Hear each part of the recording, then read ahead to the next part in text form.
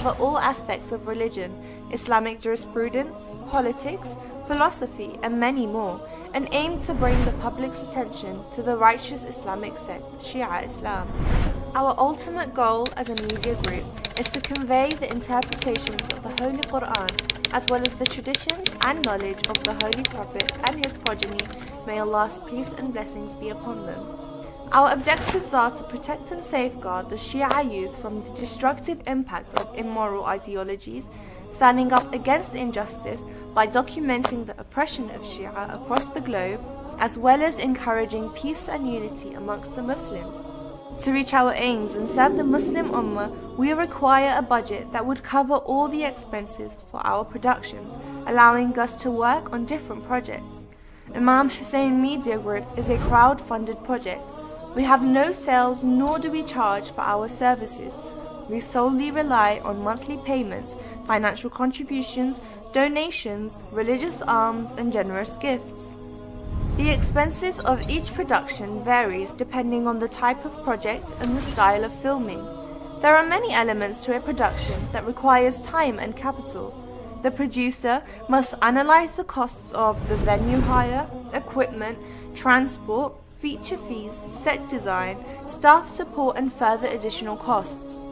The Holy Prophet, peace and blessings be upon him and his family, narrated, "The best of people is he from whom people benefit." It is up to you to help the Muslim Ummah come together and help guide the youth in remaining on the correct path of Islam. To take part in this global conquest and to spread the message of Imam Hussein, peace and blessings be upon him, please visit www.imamhussein3.tv or give us a call on +44 0203 515 0199. You can also contact us via WhatsApp, Telegram, SMS, or even email us on donate@imamhussein.tv. Let's work together hand in hand to elevate the faith of our Shia youth today. Whilst this winter many of you will be enjoying the festive season, Afghanistan is going through a crisis. Every winter the weather will reach temperatures as low as -18 degrees Celsius.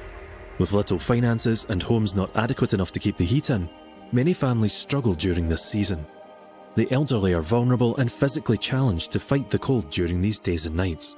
Young children must walk through snow and ice in order to get to school and return to a chilly and bitter cold home. Imam Hussein Development and Relief Foundation are determined to help. We will be providing households with coal to burn throughout the winter. $150 is all we need. $150 will be enough to provide heat and warmth for one household for the whole of winter. That's $150 for 4 months. You can donate via PayPal, bank transfer, or visit us at www.ihdrf.org to make a donation. Our Imams tell us the best of you are those who help those who are desperate. Help us spread the warmth. Thank you.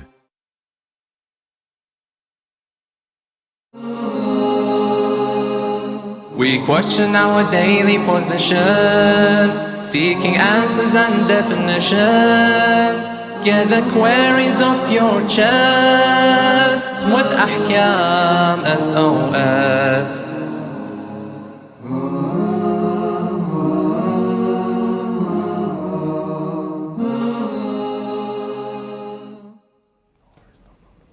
Assalamu alaikum wa rahmatullahi wa barakatuh. Welcome to Ahkam SOS, the show that discusses Islamic duties and practices.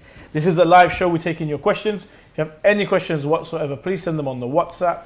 The email address ahkamsos@imamhussein.tv, or alternatively give us a call 0203 515 0199.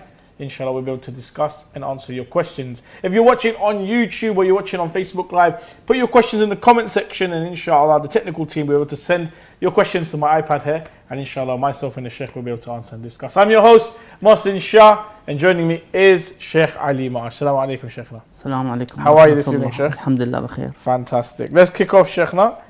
Sheikhna, you know yourself that the Wahhabi school of thought has a very, very big financial backing, and there are many, many madrasas all over the world, never mind the UK. And sometimes even if you send your child there, they'll even give you some sort of allowance, they'll pay you for your child to go there and so forth. We, as the school of the Ahlul Bayt, should we send our children to such schools? to learn Quran and to learn fiqh and to learn, other Islamic teachings?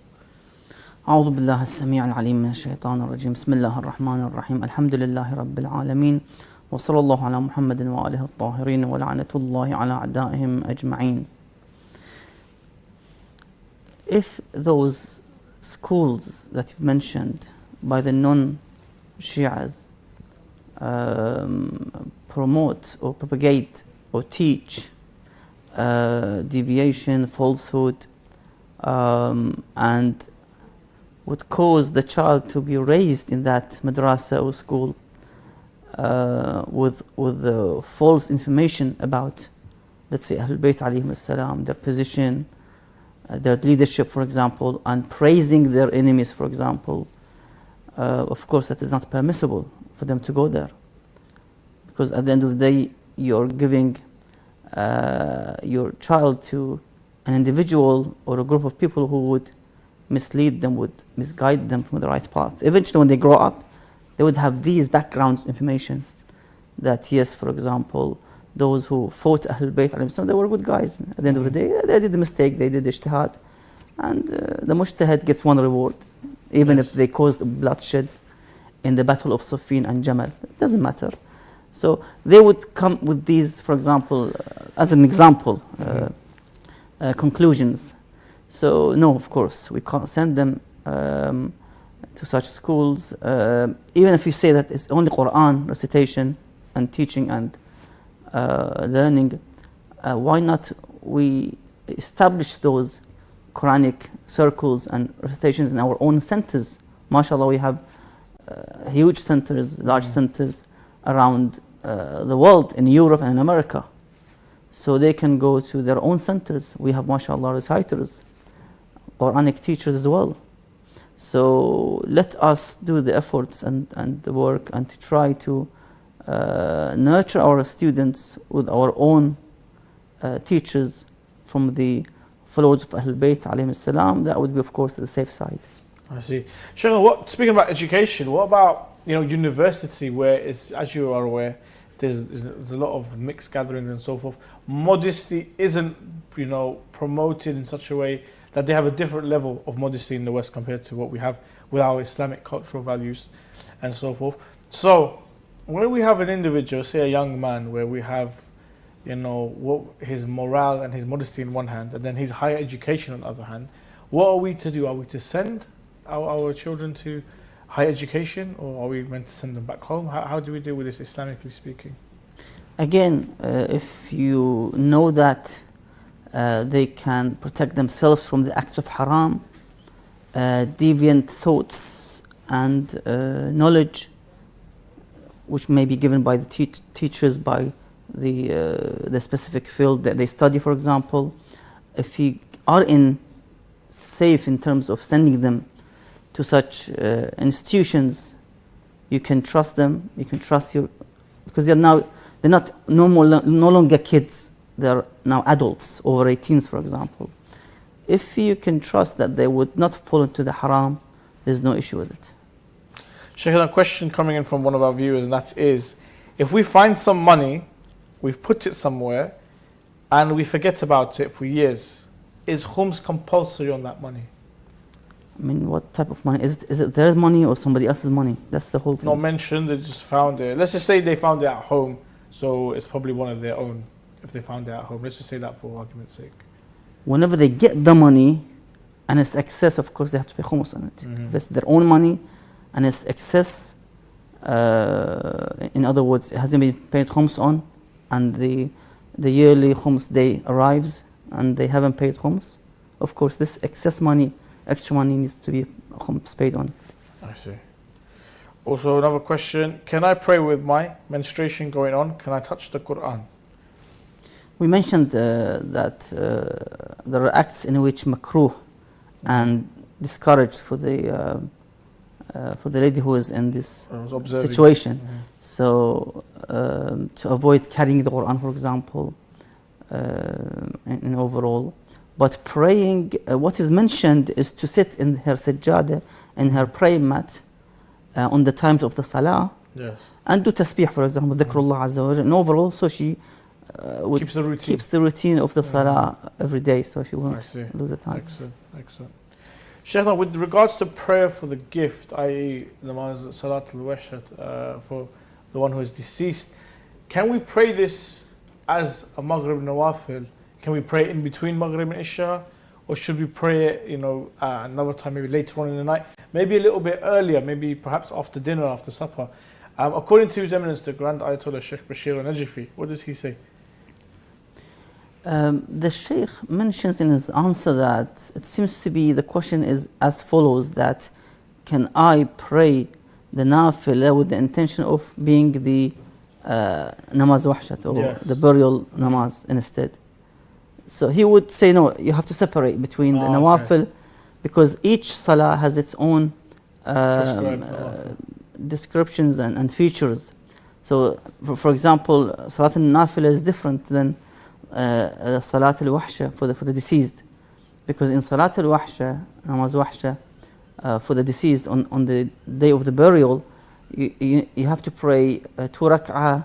On the first rak'ah, ayat al-kursi, second rak'ah 10 times Surah Inna anzalnahu fi laylatil qadr, and then you send this thawab to the grave of that deceased. So it's different than the way we pray the nawafil or namaz al-shab or any other mustahab prayer. So you have to pray separately with this form of the salah, with the number of surah mentioned. Understood.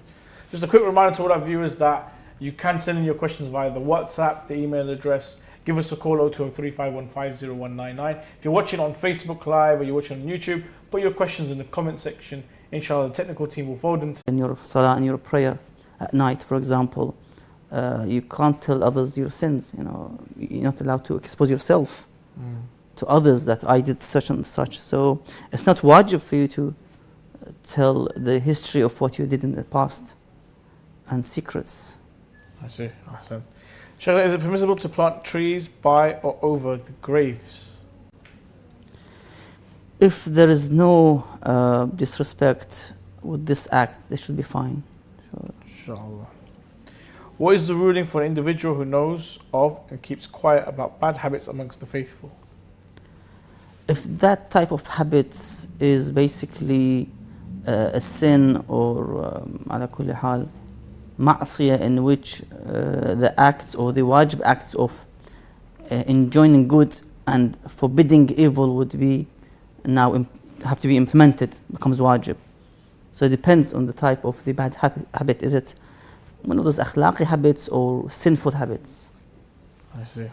Sheikh, more questions coming in from our viewers. Here's a good one. Can I read Al-Fatiha for my second surah during Salah? So she's already read the first. For Al-Fatiha, and then the second one she wants to read, he would like to say Al-Fatiha again. I haven't heard such a thing before, that if you can read it again. But usually the ulama would say that you can choose any surah in the Quran. I know we were taught in Hawza, it's mustahab to recite Surah Inna Anzalna in the first Inna Anzalna Qul Huwa Allahu and Ahad. Qul Huwa Ahad in the second one, it's mustahab. And a bit longer surahs, Okay. you can still recite. Surah Al-Saf, Surah Al-Jum'ah, Surah Al-Mulk, you can. But to recite again Al-Hamd, I haven't heard such a thing before. Wow, fair enough. Assalamu alaikum. I have earnings left from last year and it has not been a full year before I have to pay my khums. I have decided to spend my earnings from last year and not use my earnings from this year for every transaction I make. If I use the last year's earnings for every transaction I make, is it still obligatory for me to pay khums on my last year's earnings? If this individual has paid the khums on the last year's earnings, the excess, the surplus, whatever is gained at the end of the year, of the past year, if he paid or she paid the khums, of course they can spend it now. Because they paid the khums and they kept it. That's fine. They can use it now, pay for their costs of livings, buy a car or whatever. Are lobsters halal, and if not, is it allowed to be handled? Lobsters are haram for the followers of Ahlul Bayt alayhim salam. Are they najis to touch? As in, if it's a dead one? No, they can handle it, that's fine. But not to consume? Not to consume for, yes. Okay. Just a second, Sheikh, now. Sheikhna, what is the ruling for an individual who knows, we've done that one. What is the ruling if one makes a will that the 1/3 of his wealth should not be sold, but its income spent for a particular purpose? It would be mandatory to act upon this individual's will, because the 1/3 of the wealth which will be left by this individual who's going to pass away would be basically for, the mayyit has the right to make the will to be spent in anyhow that he likes or she likes. I see. Excellent. Sheikhna, what are the benefits of paying Sadaqah? Imam al-Sadiq alayhi salam, or Imam Baqir alayhi salam, rather, although they both Nur Wahid, Al-Baqir wa Sadiq alayhi salam, he states that Al-Bir wa Sadaqa yanfiyan al-Faqr. Doing good acts and paying Sadaqah would, number one, repel the poverty. If somebody is in a state of poverty, of course, by paying Sadaqah, the one would repel the poverty from his life. So there would be barakah in his life or in her life when she pays Sadaqah. So that's the first advantage. Number two, وَيَزِيدَانِ فِي الْعُمْرِ, and it will increase the one's lifespan. In other words, the one will have prolonged life. And instead of living 75 years, he or she would live 90. Sometimes we hear that this individual died at the age of 92. That's great. Usually people die at the age of 75 to 80. 82 max. But subhanAllah, some of them, they have a prolonged life. We have even Ayatollah Khurasani, Sheikh Wahid, God bless him, yes. He's almost 100. 100, yeah, almost 1 100 century, years old, mashallah. yeah. So it's a great blessing to what this alim had made, for example, of good deeds and ilm and so forth. And the third advantage, وَيَدْفَعَانْ سَبْعِينَ مِيتَةَ سُوء, and they would repel and push away 70 types of, let's say, evil deaths, sudden death, which are evil and disastrous. We've seen some people would die tragic death, accidents, drowning, subhanallah. So that would push such a death. على كل حال. So one always tries to put sadaqah, even a few pennies is fine, as long as the one made intention that initially, for example, to protect the Imam of our time, Ajal Faraj al-Sharif, put sadaqah on his name, for example, the mu'mineen, mu'minat, the ulama, and for the cause of Allah Azza wa Jal. Inshallah ta'ala. Sheikhna, should changes in the value of banknotes and currencies reflect on debt and personal and business transactions? Needless to say, the currency value could change by the minute. If that change wasn't that much significant, it was just a minor change, then it should be fine. But if it was a big change, a drop of the price of the currency compared to last year, for example, then as a precaution, one should come into settlement with the other parties. Because now, for example, let's say the Iraqi dinar was, let's say, for each pound was 1,200, now it's 3,000. There's a big difference. Almost half of the value has been lost. So now you have to come to settlement with the individuals who you have paid money as debts, for example, or you have taken out loan and borrowed, to come to settlement, how to pay it back with the previous currency value or today's value. So you have to sit down and try to work out. Sheikhna, question from one of our viewers here. What is recommended foreplay with wife? So this is showing affection and so forth. What's recommended? Holding hands, maybe, showing affection, kissing on the cheek, obviously behind closed doors. Of course, we have such narrations that if one holds her hands, then he would given such a rewards, and then if kisses and so forth. There are stages given in the hadith, inshallah, if there was time in future, inshallah. Inshallah. Sheikh, more questions from our viewers. Is doing istikhara for mut'a marriage recommended? In overall, istikhara is for the purpose of when there is indecision or uncertainty about something. You have searched, you have asked, but you're not sure. Especially with the COVID situation, shall I travel, shall I, for example, stay? So yes, in such situation you would take istikhara. But if you're sure of that act or that item you want to buy, for example, there's no need for istikhara. So when is it actually recommended to do istikhara? When you're in the position of 50-50, unsure, Okay. then you ask for the istikhara. I see. Another question here. Is there any proof from our Imams to say to do Taklid? You see, Taklid, this is a discussion in which I've spoke about in detail in the very first Ahkam show, the very first episode, about 3-4 years ago, about the Taklid. And I brought, I think, some narration, some evidence with this regard. One can refer back to the very first Ahkam show in 2017, I think, or 18, that the Imams instructed us to go back to some of the ulama.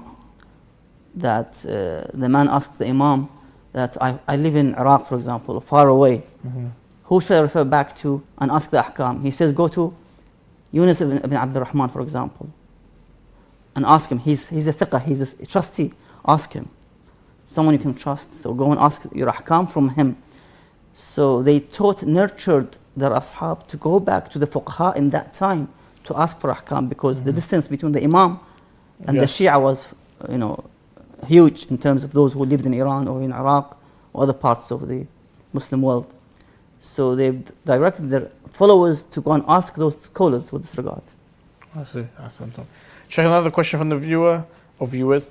Is mulled wine halal? I'm not sure what mulled wine is. Do you know what mulled wine is? I'm not sure, but if it's wine, then of course it's haram. With alcohol? Okay. Because the hadith says, كل مسكر haram. Every muskir, every intoxicating drink is haram. I see. Excellent. Okay, just going back. Sheikhna, if one buys merchandise and the shop owner says, pay, say, 1/3 of the amount in advance, and if you do not come tomorrow to take the merchandise, I will nullify the transaction and the deposit is not refundable. What is the ruling for this? It is permissible since there is a mutual agreement. We have, I think, this verse, تجارة عن تراضٍ, a trade in which there is a satisfaction from both parties, a trade in which there is some kind of agreement between both parties. So if both parties agree upon such conditions and rules, then that should be fine, as long as it is with the boundary of the Sharia, of course, not haram conditions like interest taking and giving and so forth. Sheikh, according to his evidence, the Grand Ayatollah Sheikh Wahid Khorasani, if a dead corpse is taken out from an animal, they said the animal's child died in the stomach, so when you took it out, or the animal died and then they took the baby out, is its meat consumption halal? The Sheikh mentions that it is forbidden to consume this meat because it's the dead meat. Yes. You have to basically do the tazkiyah in order for the sheep or the cow's meat to become halal to consume. It must be done tazkiyah towards the qibla and with the conditions of the halal meat. Sheikh, is it permissible to take up a job that has compulsory preconditions, one of which requires the employee to always shave his beard? Shaving beard is not permissible, and we have narrations with this regard. However, exceptions are always there, in which if somebody is compelled, this is the only job he has. If he loses this job, then he will go and beg others, for example, in the street. He will have no more income for his family, let's say. It's going to be very hard for him to make living as a result of losing his job because he didn't shave. So it depends. If the situation of severe discomfort, for example, compelled, then the ulama in overall they would allow, and to the minimum. So you don't go to for example, straight to clean shave, for example. Do the minimum required. I see. Sheikh, some more questions coming in from our viewers. Okay. Assalamu alaikum. What should a Muslim do if he or she suffers from depression? That's from YouTube. Depression is an illness. The one should go back to, let's say, psychiatric, to medical experts. Exactly, experts with this regard, to see what is exactly going on with this individual. I think there's a hadith, or there's something in regards to, for Imam Sadhaka alayhi salam, dark grapes, they help. Yes. With the chemical imbalances, they actually help with depression. But yeah, like you said, Sheikhna, definitely go see a professional. Inshallah, they'll be able to help you. Sheikhna, Assalamu alaikum. I was in a car the other day, and from a small speed bump, my hymen broke loose and I started to bleed. I am not married yet, so in this case, what am I supposed to do? So I believe that, so here we have a sister, must have gone over a very big bump or so forth, but she started to bleed in her lap area and so forth like that. Is she still considered a virgin? Is she not considered a virgin anymore? Is she now an independent lady? Islamically speaking, what is her status? What is her hal? What was her condition? Initially, she needs to go back to the medical experts with this regard, to examine her and to see what is the condition, and then she can forward her question to the ulama, to the marja that she follows, to see what can she be done, because that's basically an issue in which it's quite specific, isn't it? Specific, yes. So it has to be considered. But in overall, we have in the fiqh, with regards to the young girls, if they jump, for example, they might lose it. There's a discussion with this regard. Yes. Sheikh, we're going to go to a short break. Join us after the break as we continue discussing your fiqh questions here on Ahkam SOS. Join us after the break. I have a question regarding keeping pictures of scholars. Is it permissible to plant trees by or over Islam the established based on peace and non-violence? Is it permissible to collect donations for charity projects from Is it permitted to consume canned food imported from non-Muslim countries? Is there an issue for men looking at non-Muslim women? To have your questions answered live, call in on +44 2035 150199 or WhatsApp us on +44 7415 092155. Alternatively, you can also email us on ahkamsos@imamhussein.tv.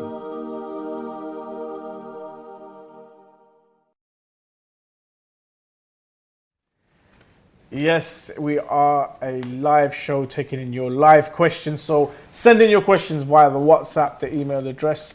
Give us a call, 0203 515 0199. If you're watching on YouTube or you're watching on Facebook Live, put your questions in the comment section. Inshallah, the technical team will send them forward to me. I've got my nice handy iPad here and the questions are coming up. And me and the Sheikh will be able to discuss and answer your questions, inshallah. Assalamu alaikum, Sheikhna. Assalam. Okay, if I can get this open, I'll answer the next question, which is, would the uttering Ameen made after reciting the Surah Al-Hamd render the Salah void? Yes, indeed, the Salah becomes batil by saying Ameen. Okay. Because in Salah, you're only allowed to say the Quranic verses. Yes. Dhikr, subhanallah, alhamdulillah, and dua.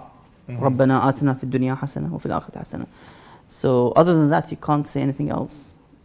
So Sheikh, I've heard when we're doing Jama'ah in the Shia Jama'ah, they'll say Alhamdulillah Rabbil Alameen. Some people utter it. Yeah, that's part of the Quran. So that's accepted. Part of the Quran, Alhamdulillah Rabbil Alameen. Dua as well. That's part of the Quran. I see. Excellent. What about in the Qunut, Sheikhna? Same thing. Dua, Quran, Dhikr, Subhanallah, whatever. Okay. But is Ameen part of these three? That's the question. I see. Is Ameen in Quran? Ameen in Quran? In any verse? No, it's not. Is it part of the dua? Because Ameen is the answer, is the jawab. So, Allahumma salli ala Muhammad wa Muhammad is dua. Oh Allah, send blessings to Muhammad wa Muhammad. Dhikr, subhanallah, alhamdulillah. Ameen, is it part of these three? Ala kulli hal. Inshallah. Shaykhna, we've got some questions from, I think, last week's WhatsApp. So let's just answer these ones. Salam. If you do niyat sadaqah in the same or in the name of Imam in Zaman, can we give it to a non-Muslim homeless person?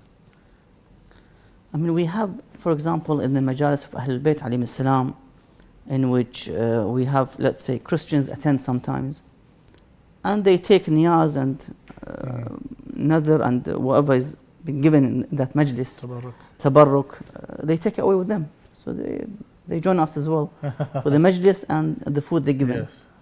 There should be no issue.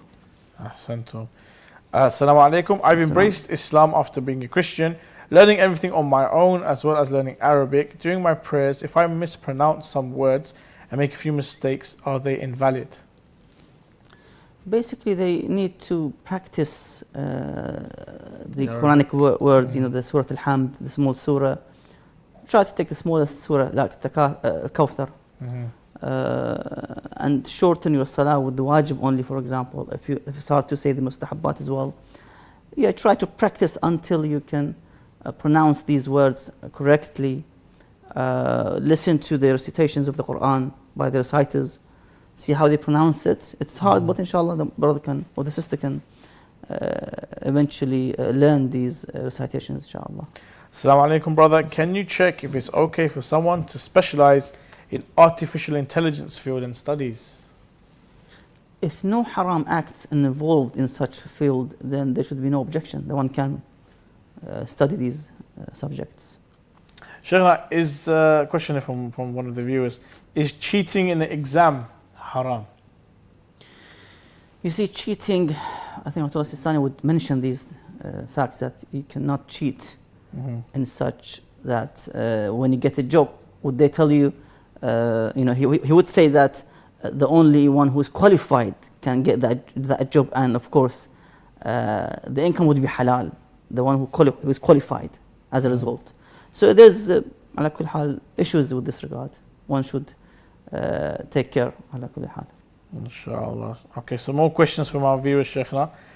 Can I pay khums with my cryptocurrency? That's a good question. Is khums, first of all, is khums actually valid on cryptocurrency? And secondly, can you pay your khums via crypto? We have to see how the system works, to be honest. I'm not sure about the system, how you receive and you pay. So we need to do a little bit of research. But exactly. Sheikh, there's certain companies that accept cryptocurrencies and so forth. And in the future, it will definitely be a currency where, you know, we will be going to shops and high street vendors. There was the famous pizza shop that accepted Bitcoin a long time ago when it was very, very, very cheap. They're probably, you know, millionaires, billionaires now compared to what the price is and so forth. Another question, Sheikhna. Is doing wudu or ghusl with the swimming pool water allowed? Yes, should be fine because it's a pure, clear water. But what about the chemicals and stuff like that, chlorines in it? You can smell it sometimes. It's not that, you know, unless it changes strongly the taste, the smell, or the color. Yes. If it changes that, then of course you can't do wudu or ghusl with it because now it's no longer clear or pure water. It's mixed water. Yes. So if that chlorine has been added too much, where you can see, you can smell strongly, or the color changes, for example. Well, it should be okay. I mean, it's minor. It's not that problem. Much. Nice. How's the question for you, Sheikhna, from YouTube? What is qiyas? What is an example? Is there a permissible qiyas? The problem with Abu Hanifa, who started this notion or theory that qiyas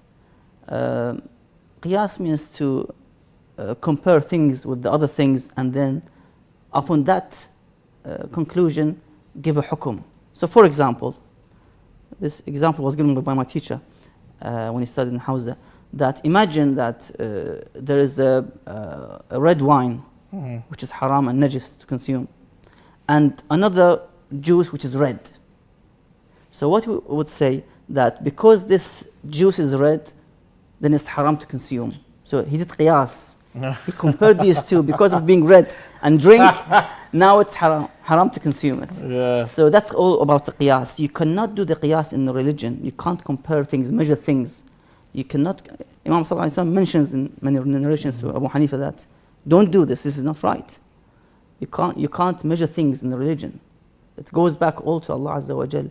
He is the one who legislates and with wisdom. You can't say, why do we have only 2 rak'ah of subuh prayer and not 4. Since we wake up in the middle of the night, pray, and we have the energy to pray more. Why just 2 rak'ah? Let's do 4 rak'ah. That's qiyas. You can't compare the other salah with this salah and to add or subtract. Yes. This is all by Allah Azza wa Jal. This is Hukm Allah Azza wa Jal. Shari'atullah Azza wa Jal. We can't compare and do qiyas. So yes, we reject in the school of thought of Ahlul Bayt alayhim salam anything to do with qiyas, in which Abu Hanifa was implementing these in his fiqh and in his opinions.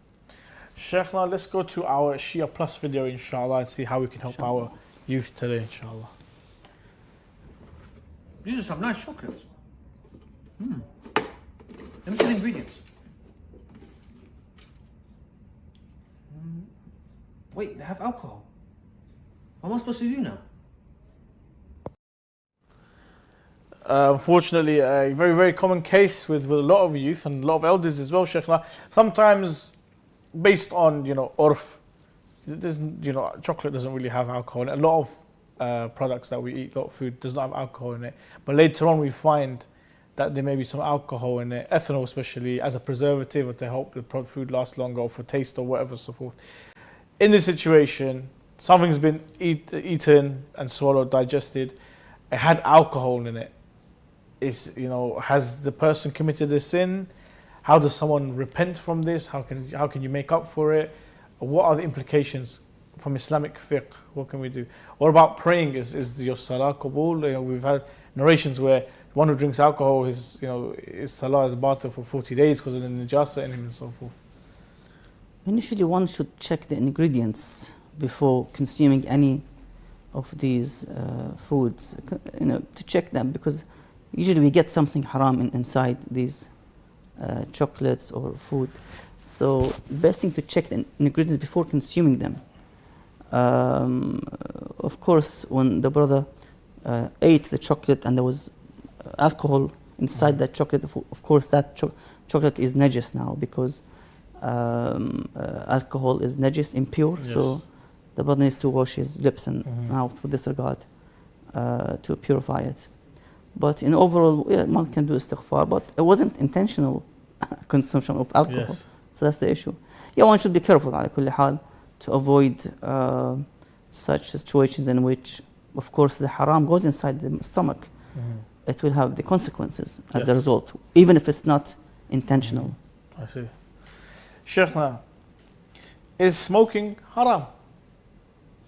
Ulama in overall say smoking is not haram, no.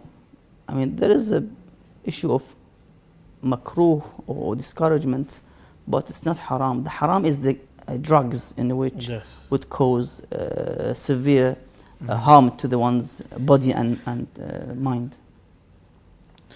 Salam, Sheikhna. What is the ruling of khums if you have money saved in the bank? If this money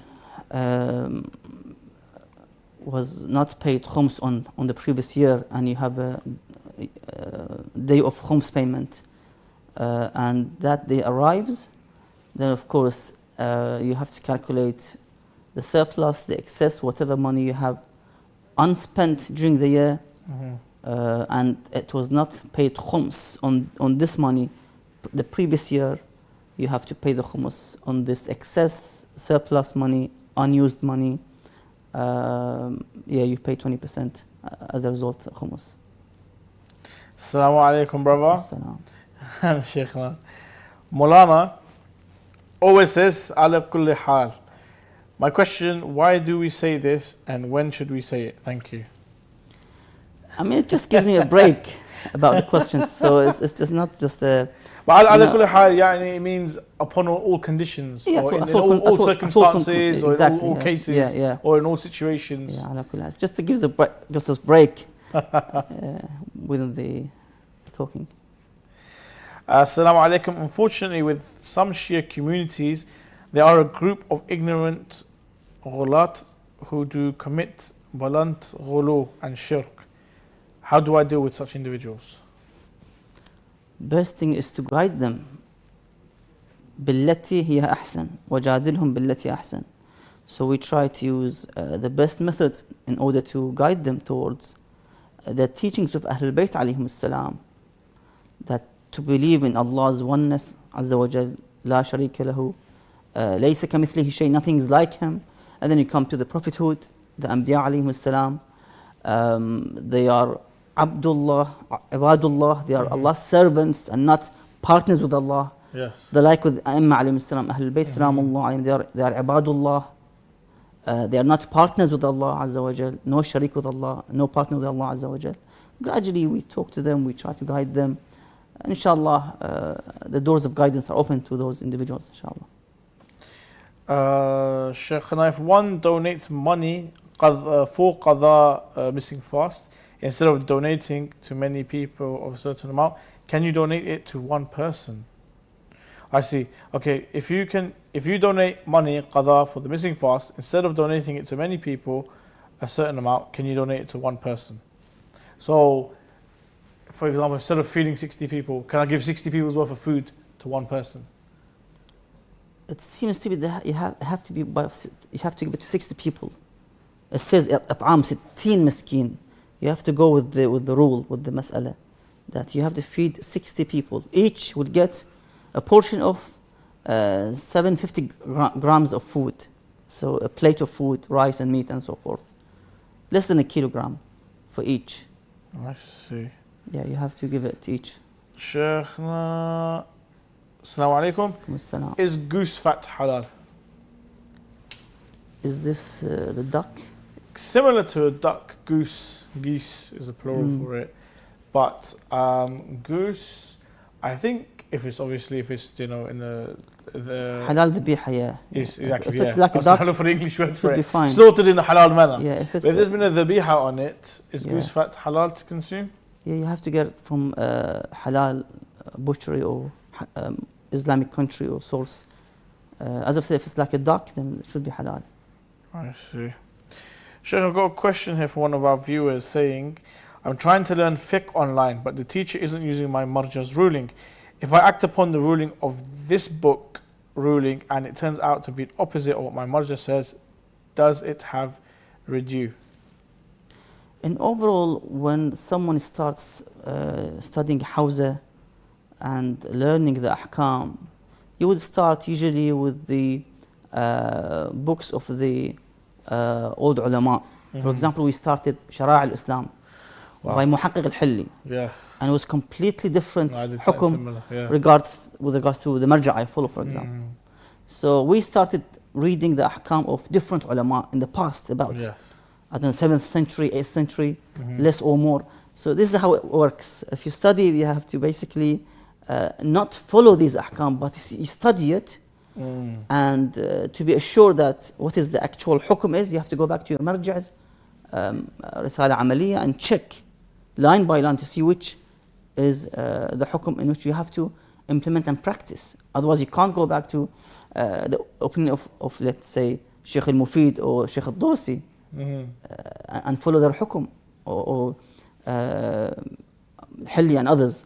You have to follow your own marja', but we study these in order to learn, to see how the old ulama, the past, were able to extract such difficult ahkam and rules from its sources, and how they have disputed and disagreed with some of the issues and discussed and argued and so forth.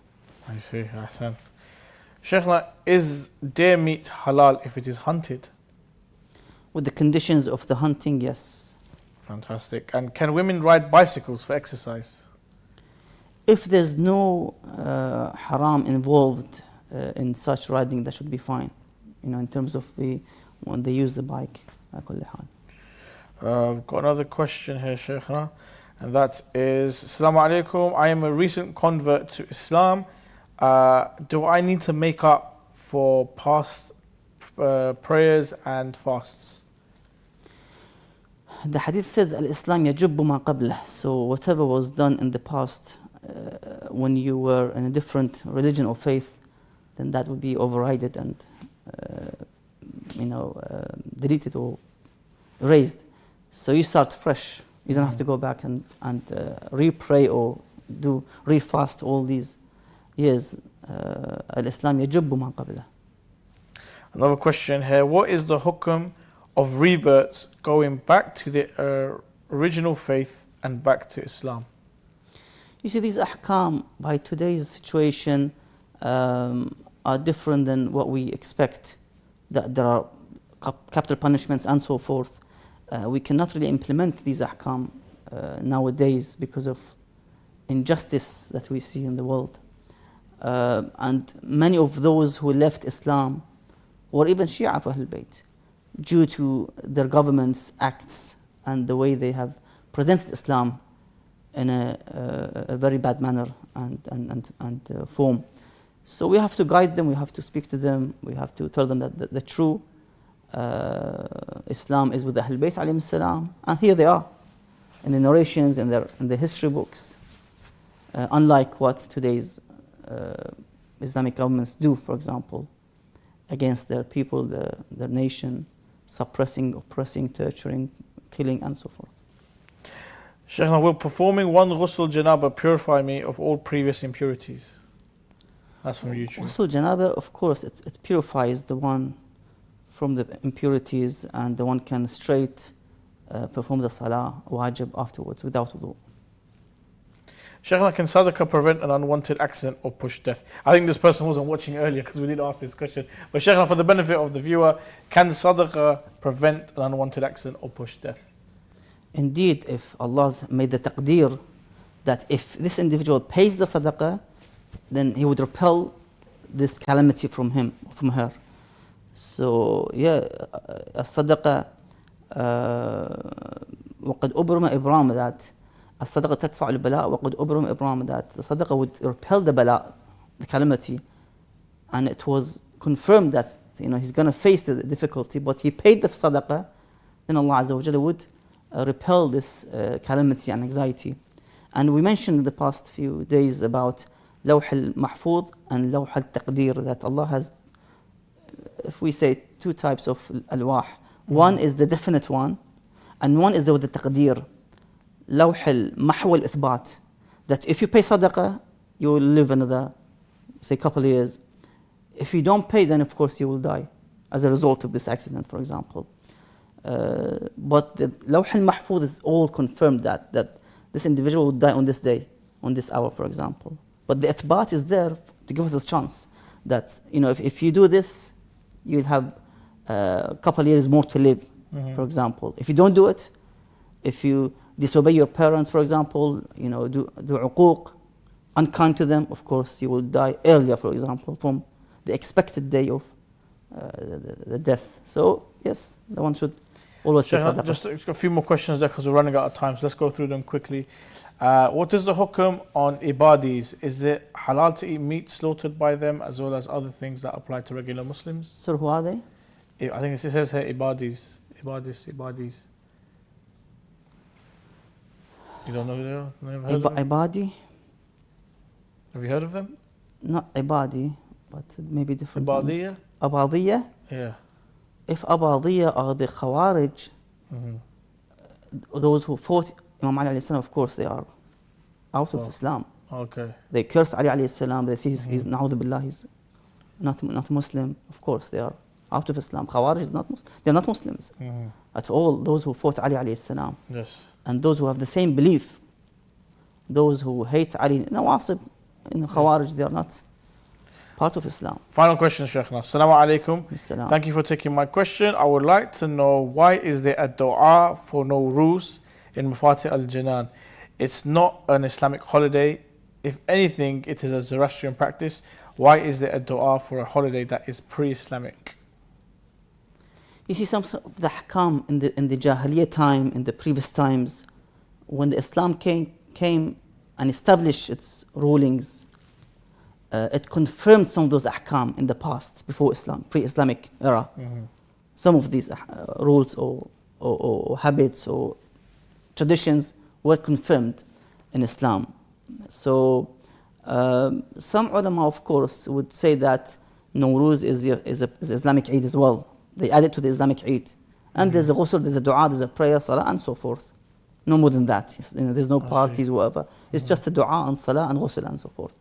Some would not accept it. So there's a different opinions with this regard about the Nowruz.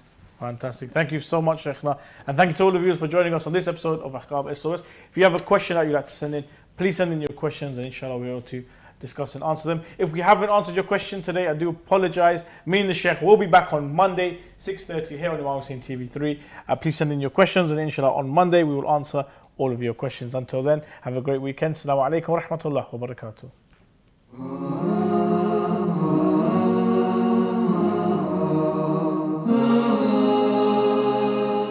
We question our daily position, seeking answers and definitions. Get the queries off your chest with Ahkam SOS.